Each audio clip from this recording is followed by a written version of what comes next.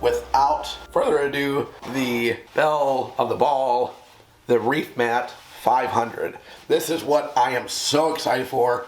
I wish I could put this on my tank. I am so jealous that it has to be here in the office tank instead of mine. But this thing looks amazing. I am so excited to see how this actually does, testing it out and see where it goes. So I'm gonna go ahead and pop this baby open and see what's inside. The beautiful thing about this is it comes pretty well all assembled. No screwing plates together.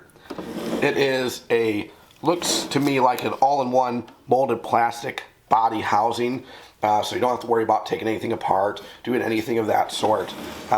This is looking really nice. We have the bracket lip to hang on the edge of your sump if you need to, but it also does come with standalone legs to put on the bottom if you want it standalone and don't want it hanging on to anything. For our setup, we are going to be hanging it on the edge of the sump, but we'll show you that in a little bit. So let's get the rest here and we'll get this threaded up and talk about it a little bit more. Okay, so there is a lot of cool things about this, but what it's going to come with is our leg assembly in case you do want it standalone. Again, these will attach to the bottom. We have our inlet assembly. We have a media basket, which if you don't know about this goes on the bottom of the unit and literally allows us to put media in here, and then as the water is running through the unit, it automatically goes to the media. How cool is that? That's awesome. I love that idea. On the 500, which is this unit, the ReefMat 500, this will hold up to 350 milliliters of media. So that's really cool. We have our motor and then our sensor assembly for our level sensor. So the nice thing about this is the motor as well as your inlet can actually be placed on either side of this unit. So we can have it on this side or the other side. Gives you whatever options you want to. So however you're best going to be configured with your sump, it allows you that. To get this unit set up, all we're going to do is hold up this bar, plop this down.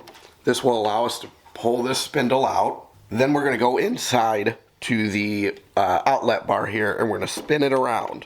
And that's going to unlock this piece and allow us to pull this whole contraption out. And this contraption is what's going to hold the fleece to the bottom as it wraps around and comes back up to the waste roll. So let's go ahead and get our filter fleece and we'll show how this gets installed. So to get our fleece going, let me move this out of the way. We're going to take our first spindle and this piece will just unscrew and it'll release this little flange.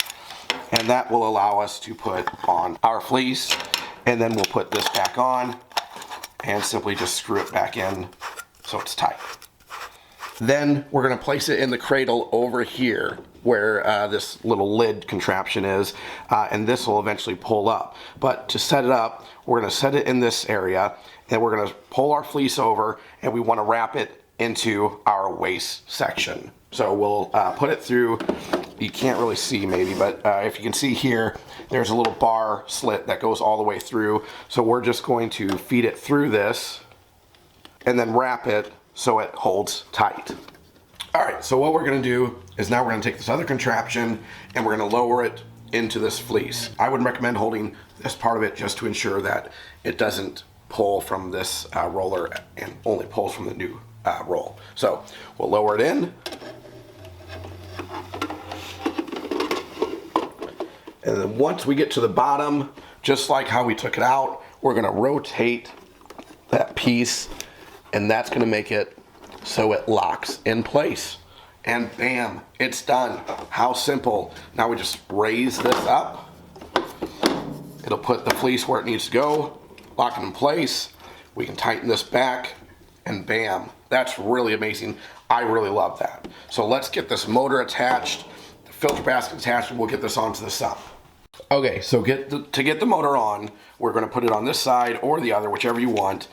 Your connections are going to go opposite of the new roll, and then we're going to put it in these two holes, and then we need to make sure, hopefully you can see this a little bit, that our gears line up with the gears on the motor. So we're going to make sure they line up, they click into place, and then you're going to use this little locking piece to lock the motor in place. And now this is held tight, it's not coming free, and we can set up the rest of the items. The sensor is going to be very easy to set up. We just plug it into the motor, and then it's going to sit on this little lip down here, and there are grooves you probably can't really see. Slide it onto those grooves, and then we just push it back to lock it in place. And now our sensor is installed. So now all we have to do is go put it in the sump. We got the Spa Flex tubing that will connect up to one of the drains. And we have our inlets that we'll put on one of our side pieces. And then we just have our media basket, which is very easy. There's a little bigger hole here just to lift up and put whatever media bag you'd like to sit in there. Close it up, and then we'll put it on the bottom. So before we go get it hooked up, let's talk about it just real quick here.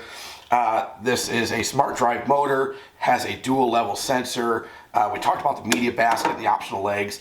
This one, they rate up to 130 gallons.